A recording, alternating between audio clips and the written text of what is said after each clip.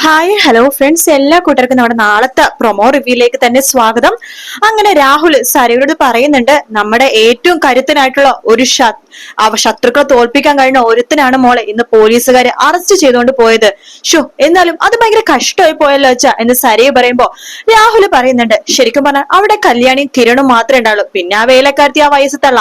പക്ഷെ ആ തളർന്നു കിടക്കുന്ന കിരൺ ഒന്നും ചെയ്യാൻ പറ്റില്ലെന്നാണ് നമ്മൾ വിചാരിച്ചത്. കല്യാണിയൊക്കെ അടിച്ചെന്ന് നമ്മൾ വിചാരിക്കുന്നു. പക്ഷെ എനിക്കൊരു സംശയം മോളെ, ഇനി ആ കിരൺ എങ്ങാനും കയറി തല്ലിയതാണോ അവന്? അതിനുശേഷമാണ് പോലീസിനെ വിളിച്ചത്. അച്ഛൻ എന്താണ് ഈ പറയണത്? കിരൺ എഴുന്നേറ്റ് നടക്കാൻ പോലും പറ്റില്ല, എന്തിനാ നിവരാൻ പോലും പറ്റില്ല. അവൻ കിടന്ന കിടപ്പല്ലേ, അച്ഛൻ പോയി കണ്ടിട്ടുണ്ടാവില്ല, ഞാനും അമ്മയും പോയി കണ്ടതാണ്. അവന് നാവ് ചലിപ്പിക്കാൻ പോലും സാധിക്കില്ല അച്ഛാ.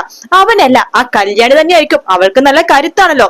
പിന്നെ അവളെ ചന്ദ്രസേനന്റെ ആൾക്കാരൊക്കെ ആ വീടിന് ചുറ്റും തന്നെ ഉണ്ടച്ചാ. ഇവൻ വന്നപ്പോ അവര് തല്ലി ചതച്ചതായിരിക്കും. അങ്ങനെ അവനാണ് ചാൻസ്. എന്തായാലും എനിക്ക് അങ്ങോട്ട് വിശ്വാസം വരുന്നില്ല മോളെ. അവന് ആ കിരൺ എന്തൊക്കെയോ ഒരു രഹസ്യം അവന്റെ പുറകിൽ ഇപ്പോഴുള്ളതായിട്ടാ എനിക്ക് തോന്നണത് എന്ന് പറയാണ്. അങ്ങനെയൊന്നും ഇല്ല അച്ഛാ, ഞാനല്ലേ പറയണത് മോളെ. പിന്നെ എനിക്ക് നിന്നോടൊരു കാര്യം പറയാനുണ്ട്. എന്താ വെച്ചാ, നീ മനോഹരനെ ഒരുപാട് അങ്ങോട്ട് വിശ്വസിക്കലേ മോളെ. ഞാനും നിന്റെ അമ്മയും ഒരുപാട് പേരൊക്കെ ഇങ്ങനെ പറയുമ്പോ നീ അതിൽ എന്തെങ്കിലുമൊക്കെ കാര്യം ഉണ്ടെന്ന് നീ മനസ്സിലാക്കുക. നീ അവനെ അന്ധമായിട്ട് വിശ്വസിക്കുമ്പോൾ ഞങ്ങൾക്ക് പേടിയാവും മോളെ. നീ ഞങ്ങളുടെ മോളല്ലേ, നിനക്ക് ദോഷമുള്ളതെന്ന് ഞങ്ങൾ ചെയ്യുമെന്ന് നിനക്ക് തോന്നുന്നുണ്ടോ? നിന്റെ നല്ല ജീവൻ തന്നെയാ ഞാനും നിന്റെ അമ്മയൊക്കെ സ്വപ്നം കാണുന്നത്. അപ്പൊ അവനെ കുറിച്ച് ഞങ്ങൾ എന്തിനും പറയുകയാണെങ്കിൽ അതിൽ എന്തെങ്കിലും കാര്യം ഉണ്ടെന്ന് മോളൊന്ന് വിശ്വസിക്കേ എന്ന് പറയാണ്. അത് കേൾക്കുമ്പോ സാരിയൊക്കെ ഒരു സംശയം തോന്നും കേട്ടോ. രാഹുൽ പറഞ്ഞു, ഞാൻ പറഞ്ഞത് നീ മനസ്സിലാവുന്നുണ്ടോ?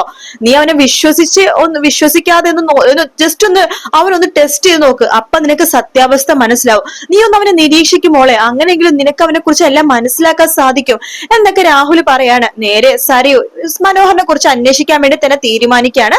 ശേഷം മനോഹരനെ കുറിച്ച് സംശയമൊക്കെ സരയുവിന് തോന്നി തുടങ്ങി. അങ്ങനെ സരയുക്ക് ദേഷ്യം വരുവാണ്. ആ കിടക്കുന്ന കിരണിനെ ഇല്ലാതാക്കണം, അതാണ് ഞാൻ ആദ്യം ചെയ്യേണ്ടത് എന്ന് പറഞ്ഞിട്ട് വേഗം തന്നെ സരയു കിരണിന്റെ അടുത്തേക്ക് പോവാട്ടോ. കിരൺ അവിടെ ഒറ്റയ്ക്ക് കിടക്കുകയായിരിക്കും. കിരണിന്റെ കിടപ്പിലായ കിരണിനോട് പറയണ്ടേ, എടാ നീ ഇപ്പൊ കരുത്തനല്ല, നീ തളർന്നു കിടക്കുന്ന ഒരുത്തനാണ്. നിന്നെ തോൽപ്പിക്കാം എന്റെ ഈ കൈ മാത്രം മതിടാ. ഈ കൈ വെച്ച് നിന്റെ കഴുത്തിൽ ഇറുക്കിയാലുണ്ടല്ലോ, നീ ആ സ്പോട്ടിൽ ഇല്ലാതായപ്പോ എന്താടാ കാണണോ എന്ന് പറഞ്ഞിട്ട് കിരണിന്റെ കഴുത്തിന് ഇങ്ങനെ കയറി പിടിക്കാട്ടോ. എടാ നീ തളർന്നു കിടക്കുകയാണെങ്കിൽ നിന്റെ കഴുത്തിന് എന്തൊരു ബലമാടാ, പിടിച്ചിട്ട് അമരണില്ലല്ലോ എന്ന് പറഞ്ഞിട്ട് വീണ്ടും കഴുത്തിന് പിടിച്ച് അമർക്കുവാണ്. അപ്പൊ തന്നെ കിരൺ ഒറ്റ കൈ വെച്ച് തട്ടി മാറ്റുവാട്ടോ. അങ്ങനെ സരയുവിന് നാളെ മനസ്സിലാവുന്നുണ്ട് കിരൺ അങ്ങനെ വയ്യായികയും കാര്യങ്ങളൊന്നും ഇല്ലെന്ന്. അതേസമയം വിക്രമാണെന്നുണ്ടെങ്കിൽ ഗംഗാപ്രസാദിനെ ജയിലിൽ പോയി കാണുന്നുണ്ട്. ഗംഗാപ്രസാദിനെ വാക്ക് കൊടുക്കാണ്, ചേട്ടൻ ഈ ജയിലിലാക്കിയതിന്റെ കാരണം ആ കാർത്തിക എന്ന് പറഞ്ഞ ഒരുത്തിയാണല്ലോ, പിന്നെ കല്യാണി, പിന്നെ കിരൺ, അങ്ങനെ ഒരു സേന തന്നെ പുറകേലുണ്ട്. പക്ഷെ ആദ്യത്തെ ചേട്ടന്റെ ഇരാന്ന് പറഞ്ഞ ശത്രു എന്ന് പറഞ്ഞത് ആ കാർത്തികയല്ലേ. നോക്ക്, അവൾ എന്റെ പെങ്ങളെങ്കിലും എനിക്ക് അവളോട് സ്നേഹം എന്റെ പെങ്ങളമാരെ എനിക്ക് സ്നേഹവും ഇല്ല, ഇഷ്ടവും ഇല്ല. അതുകൊണ്ട് ചേട്ടന് വേണ്ടി ഞാൻ ആ കാർത്തികേനെ ഇല്ലാതാക്കും ചേട്ടാ. അപ്പോഴേക്കും ഗംഗ പറയുന്നുണ്ട്, നീ അങ്ങനെ ചെയ്യാണെങ്കിൽ എന്റെ സ്വത്തിന്റെ പാതി സ്വത്ത് ഞാൻ നിനക്ക് തരോടാ എന്ന് പറയാണ്. ചേട്ടാ സ്വത്തുക്കളൊന്നും വേണ്ട, ചേട്ടനൊന്ന് പുറത്തിറങ്ങിയാൽ മതി. ചേട്ടനുള്ളപ്പോ ഒരു ധൈര്യമൊക്കെ ആയിരുന്നു, ഇപ്പൊ ധൈര്യമൊക്കെ ചോർന്നു പോയ പോലെ.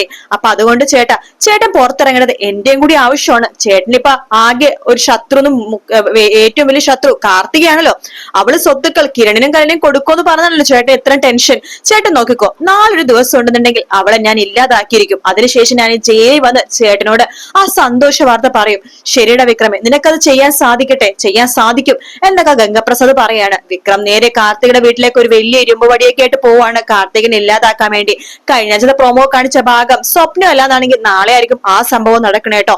എന്തായാലും നമുക്ക് കാത്തിരുന്ന് തന്നെ കാണാം. വീഡിയോ ഇഷ്ടപ്പെടാണെങ്കിൽ ലൈക്ക് ചെയ്യാനും സബ്സ്ക്രൈബ് ചെയ്യാനും കമന്റ് ചെയ്യാനും മറക്കല്ലേ. മറ്റൊരു വീഡിയോ ആയിട്ട് നാളെ രാവിലെ കാണാം ഫ്രണ്ട്സ്. എല്ലാവർക്കും good night, take care, bye bye.